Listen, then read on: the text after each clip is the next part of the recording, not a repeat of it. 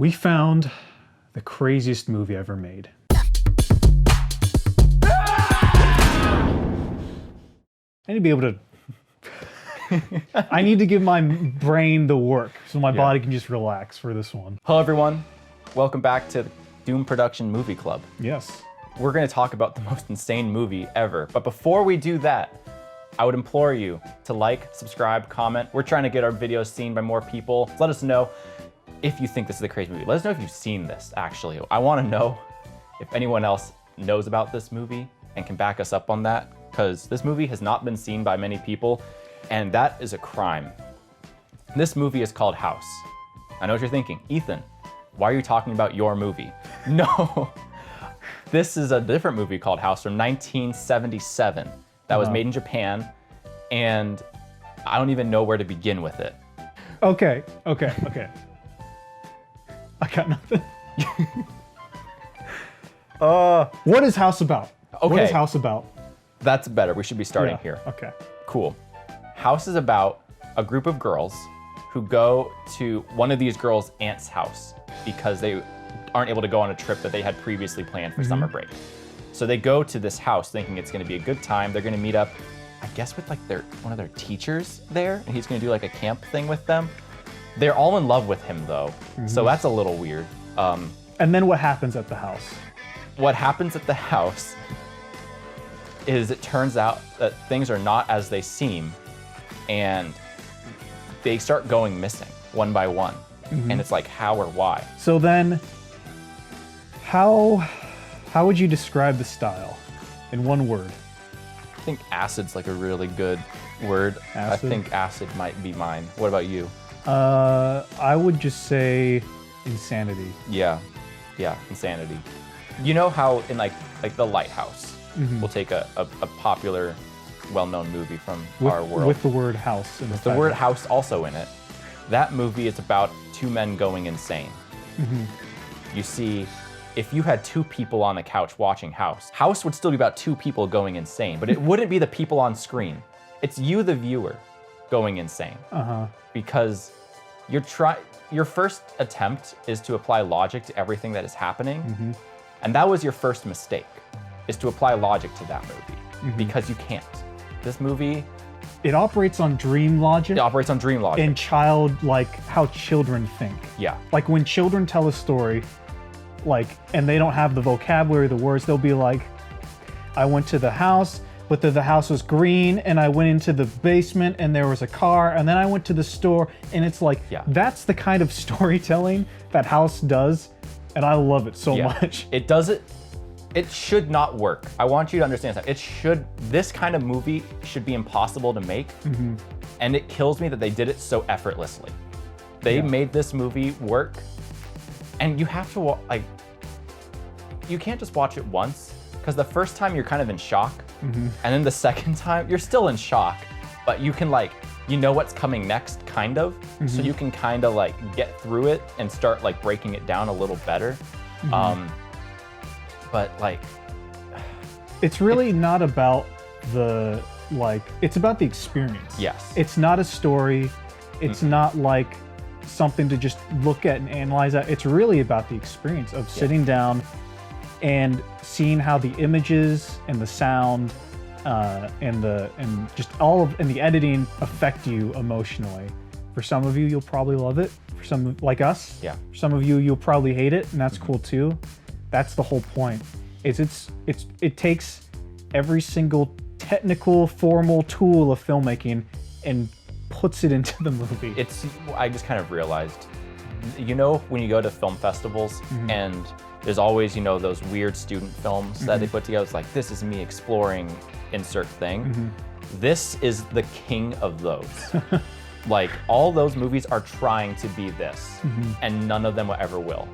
Because it is all those things. It's experimental. It's narrative, but it's not. It's all these things, but not at the same time. It's what every pretentious student wishes they were, but it doesn't do it pretentiously. It just is, and that's the perfect thing about it. Yeah.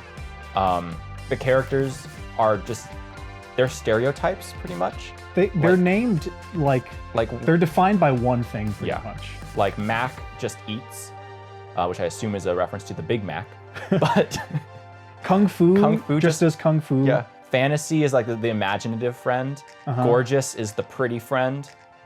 It goes on. Professor, Prof, is the smart one. Is the smart one.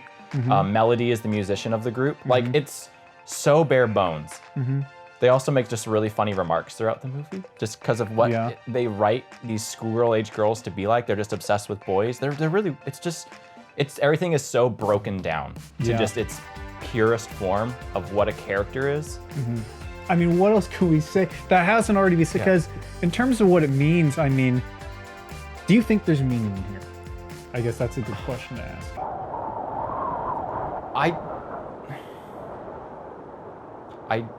I want to say yes, but I can't say for 100%. I think there was intention. I definitely think there was intention behind this movie. And I think somehow they achieved it. Even though I don't know how someone sat down and thought that was the goal. Yeah. Like, I could never, like, we make weird stuff here. I made a movie called House. That's a weird movie. But, like, it's not that weird compared to this. And I want to know how someone got to that point of, like, yeah, I'm gonna make this movie and this is how it's supposed to be done and that was the right way to make it. Like, you can't stumble into that. Yeah. So that's where I'm at. Yeah. What about you? I mean, I've seen it so many times, and every time I try to sit down to analyze it, I can't focus on any of that, because it's like the thing itself is so overwhelming, and it's just you get sucked in. I want to say there's something in there with, like, whether it be related to horror movies and feminist film theory, or kind of post-war, post-atom bomb Japan kind of themes in there. Yeah. I feel like there's hints of those kind of things in here. So I think there's room to pull stuff out, and I think it presents a lot of these ideas. But I haven't sat down to, like, really think about it a whole bunch. Yeah. Like, I haven't thought about any of this before, but, like, the ant. This is all spoilers. This is a spoiler video. You should not be watching these spoilers. Come back, watch it after. The aunt waiting for her husband or her boyfriend who was killed. I can't remember which. Who was killed in the war. Yeah. And she lives in the house, but it's her spirit that still lives there that is consuming everything. And I wonder if there's something in there, which I don't know if this is what they're intending with, but I wonder if there's something of, like, you know, that feeling of, like, something bad happens to you and you let your anger turn into bitterness, turn into anger, and it consumes you and everything around you. Yeah. I wonder if there's something to that. I wonder also if there's something to the idea of the girls. They spend the whole movie waiting for their teacher to save them, waiting for this guy to come in, this galloping white knight. Isn't he? He literally does that. He literally is a white knight on a horse who comes and saves them in, like, a dream sequence, and they're waiting for him to save him, but he doesn't. And I wonder if there's something in that for, like, applying feminist film theory to this. But again, I haven't thought about that. I haven't really looked at it through that lens. So I can't help, I mean, I feel like there's something in here. Yeah. But every time I sit down to watch it, to try to put the puzzle pieces together, I'm just in it for the experience. Yeah. It really is like a dream. You can't hold on to anything in it. It's just moving always. Never sits still. Yeah. But it's a great film, we think. Yeah. We think that it's something really unique and special that you guys should go check out. It's our recommendation for sure. If you have seen it, again, comment about it. If you haven't seen it, yeah, go watch it. Come back here, comment, tell us what you thought about it. You won't see another movie like it. So with that, thank you guys again for watching. Thank you for subscribing. Thank you for liking. Let us know if there are even weirder movies you know about or anything like that, and we want to check them out. But in the meantime, we look forward to seeing you guys at the next video. So, adios. Adios. We should do the get up thing again. Oh.